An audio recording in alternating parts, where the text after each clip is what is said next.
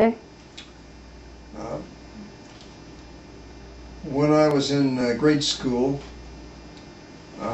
we lived in a kind of it's adjacent to a farming community. And sometimes during the spring months, they would invite the youth from the school, and they'd close the school and let the youth go out and pick beans, string beans and peas and things that were growing nearby when there was a chance that the crop would be ruined by weather. One time, there was some real storms coming in. This all occurred during the Second World War, in the 1940, early 40s. My father had always been interested in radios and communication, and he joined the local civilian defense group and the radio part of it. And I was at this time, I guess, 11 years old, 11 to 12 years old, and he always took me to the meetings with him.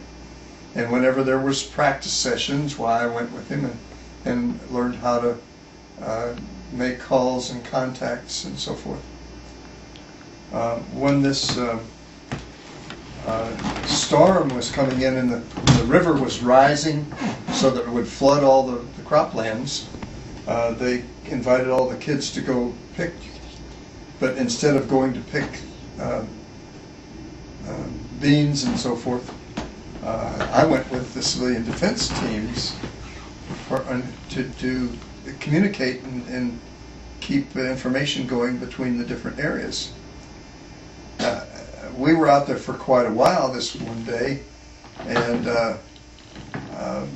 I got separated from my dad because I was told to go up to the Chain of Rocks overlook station and provide some backup support for the operators up there. Well, when I got there, all the operators knew me, and they went to sleep because they'd been working so much. And so when the calls came through, I answered them just like I had been trained to do, and passed on information. Well, later on, I found out that there was some serious concern because the people thought that there was a whack working up at the Chain of Rock station because my voice was so high-pitched because I was so young. And that's just one incident that occurred when I was a kid. That's cool. I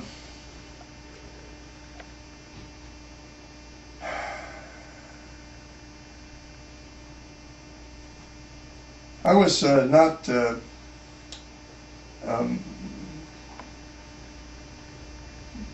very well connected with the other youth. I always had I guess I had a bad attitude. Maybe I had a good attitude, I don't know. But I always felt like I did what was right, and I did tried to do all my schoolwork as well as I could, and I never cheated. Well, that's not true. I probably cheated a couple times, but not much compared to the way that most of the kids did. And a lot of people didn't like me because they thought I was a little bit stuck up, and it's just that I just didn't know how to communicate with them.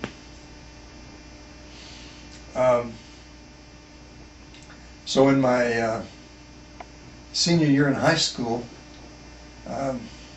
I decided that I didn't want to try any sports anymore. I tried some sports and didn't do any good in them.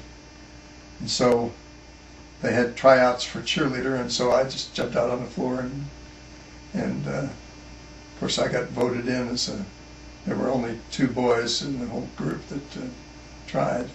So I was I was a male cheerleader during my senior year in high school, and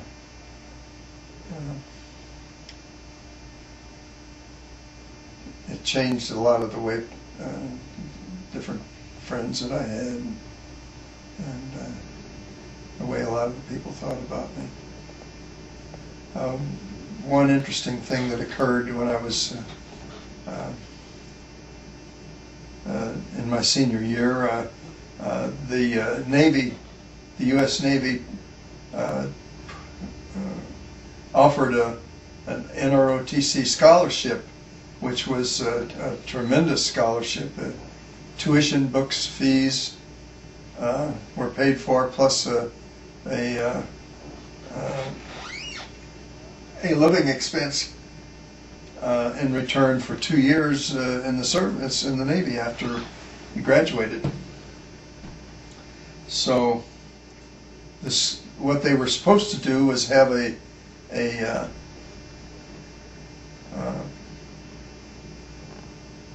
group of people take the tests to try out for this, but the school kind of changed the rules a little bit, and they picked 3 students to go take the test. And I was one, and a friend of mine, a good friend of mine, was another one, and the third person just refused to go. My friend and I went and took the test, and then he followed it up someplace and didn't pass it. So I was the only one that scored in it and got the offer of the scholarship. Now, in order to actually get the complete all the requirements, I had to have 20/20 vision. So I went to the optometrist and had it tested, and I had 20/20 in my right eye. Actually, I had 20/15 in my right eye, but my left eye was 20/40, and that would have been sufficient to disqualify me. So we tried to strengthen my left eye, and I did it by taking a book and setting a newspaper, and I'd change directions, change the focus, back and forth and back and forth. That didn't work. I did it by going into, I don't know, we tried several different things. One day, the optometrist was fooling around, and he says, well, see if you can read this. And he had a camera shutter, and he flashed a few letters up on the screen at, I don't know, a 20th of a second. And I read it right off with my left eye. And so he said, well, wait a minute, let's try this a little bit more. And so he flashed it at a 50th and then at a 100th of a second, and then he started adding more to it until he finally put a book down and flashed a whole paragraph at a 100th of a second. And I just read it off to him. So he said, okay, Carl, when you go to take your exam, here's what you do. He said, they'll tell you to cover one eye and then look with the other one and read what's on the screen. He said, what you do is you cover your right eye and you close your left eye, and then when they tell you to read it, you blink. And I got 20/20 vision in my left eye that way. So I went in the Navy after I went to college. I was all set up to go to the University of Illinois, but the Navy had different ideas, and they sent me to the University of Missouri. It just so happens I met Beverly there, which was a rather important thing.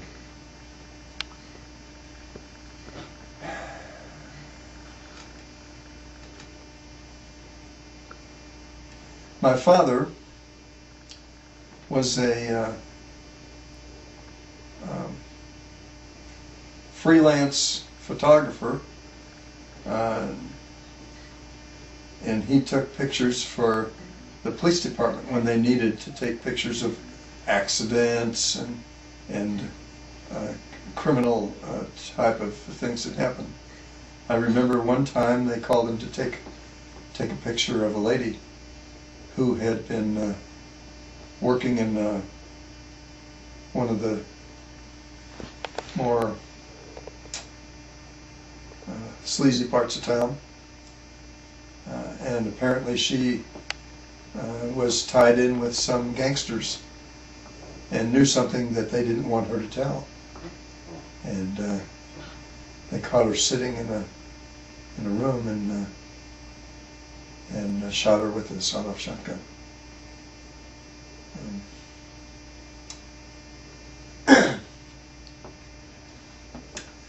When I was 3, 4, 5 years old,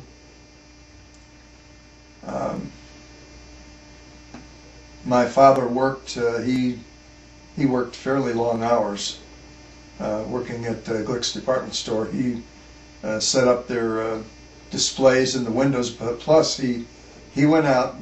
Mr. Glick would tender time payments to people, so they'd come in and buy from him. Mm-hmm. And I can remember my father going out and making collections. And these collections were like 10 and 15 cents that people would pay each week on the things that they had purchased. Kind of interesting to compare that to the credit card companies now. I don't think he collected interest. I think he just collected.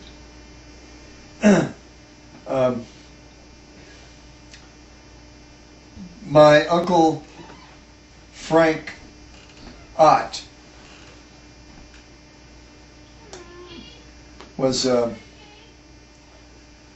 a pool parlor in the downstairs part of the building that my mother and father lived in, and he spent a lot of time with me when I was real young, and he would do such things as they'd put peas and mashed potatoes and meat. He'd cut the meat up and put gravy on it and then just stir everything together. And when somebody questioned him about it, he said, well, it gets all mixed up anyway where it's going, so it doesn't matter. Of course, I dearly love casseroles and stews and soup. So I think that he taught me that. Anyway, when I was about 5 years old, I can remember, I don't remember any of the events leading up to this, but I remember my father coming in to my room at night and starting to wake me up. And I remember that I wasn't really asleep. And I remember that what he told me was that Uncle Frank had died. And my response to him was, I know. I knew it when he came in the room.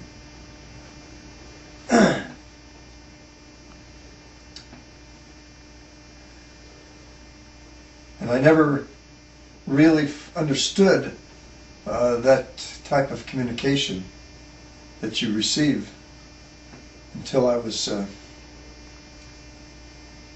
joined the LDS Church. And one night I was getting ready to go to church because I had a calling as a secretary for the young men's organization. And as I left the house, I said, Bev, I said, the bishop's going to call me tonight as the deacon's quorum advisor.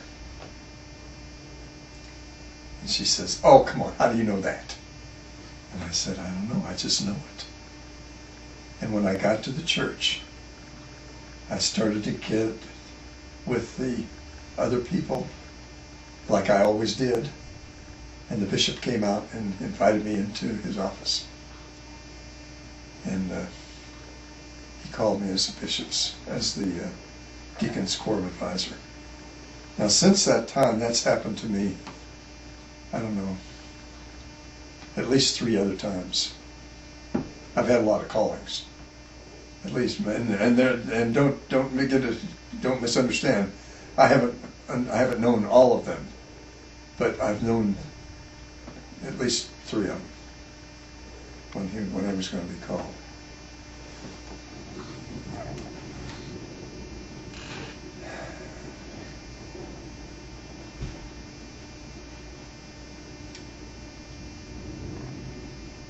It's probably been a strong influence. Let me tell you a little bit about joining the church.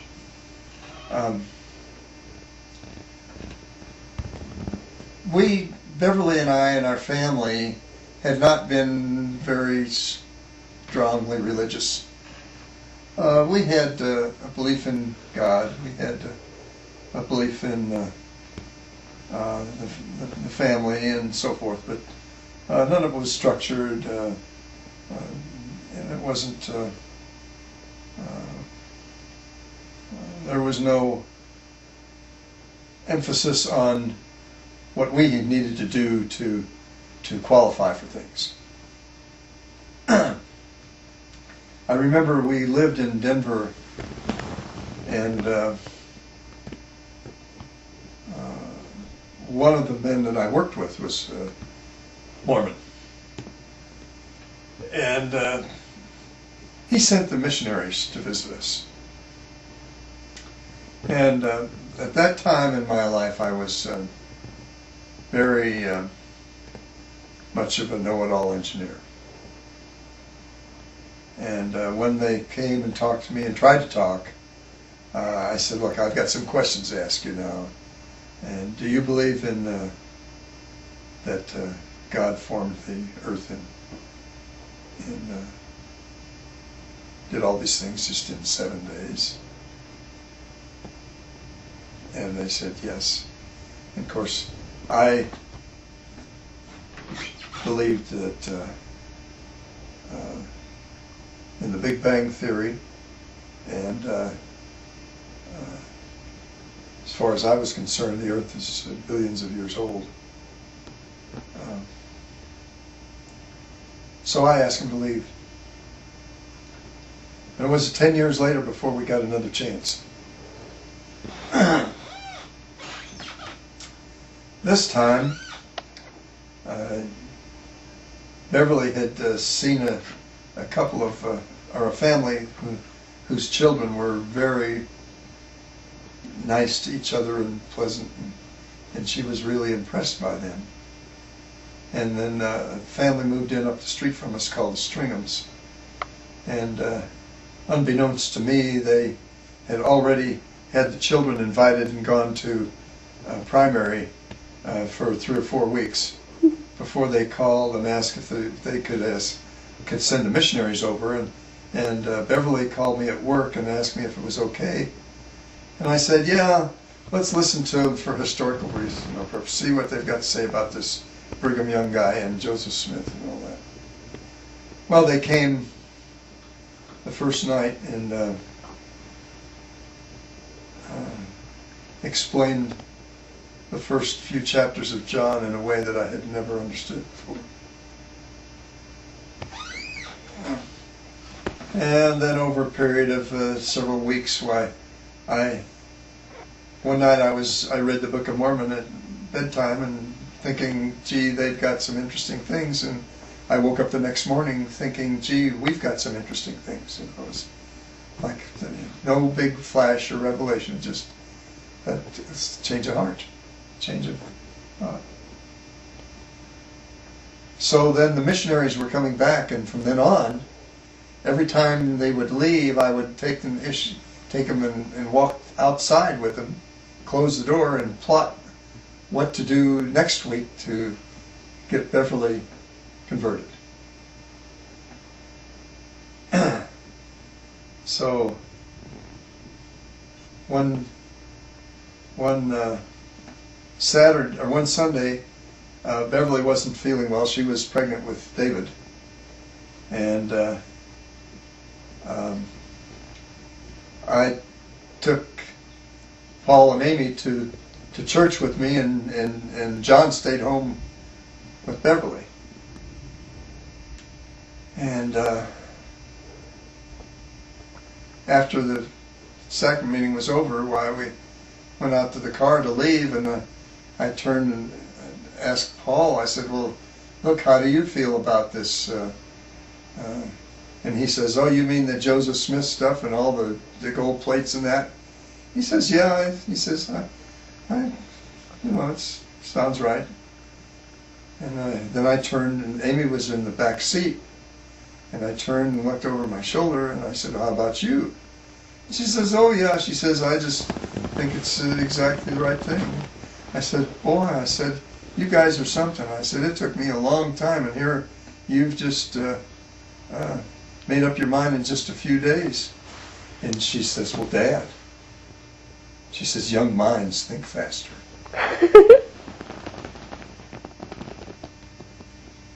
So we went home and talked to Beverly, and she says, well, if the three of you are all ready to go, I guess I will too. Of course, you see how your grandma is now. She's about as spiritual as you can get.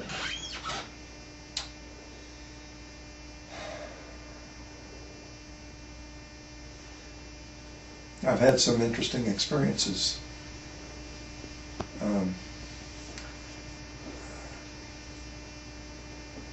Not too long after that, after I was baptized, and I started doing visiting teaching or home teaching with Lamar Stringham. And then after things progressed a little bit, I was given a route by myself and with one of my sons to home teach. And the lady that I was home teaching was a lady who Lamar and I had visited for a while. And then